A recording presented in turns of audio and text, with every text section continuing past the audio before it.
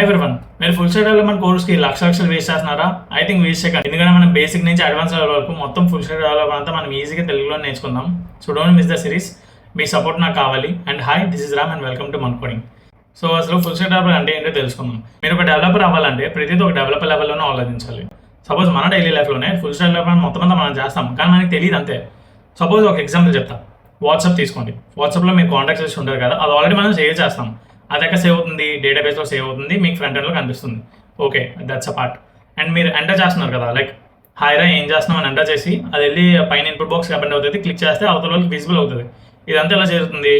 మీరు ఎంటర్ చేస్తారు కదా, ఎంటర్ చేసింది రీచ్ చేసుకుని పైన ఇన్పుట్ బాక్స్కి అపెండ్ అవుతుంది.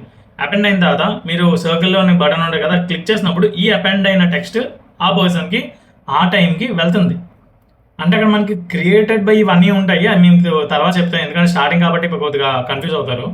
సో ఇలా ప్రాసెస్ మీకు ఏమేమవుతుంది, ఇక్కడ ఫ్రంట్ ఎండ్లో విజిబుల్ అవుతుంది, డేటా ఎంటర్ చేస్తున్నారు, డేటా సేవ్ అవుతుంది, డేటా మీకు కనిపిస్తుంది.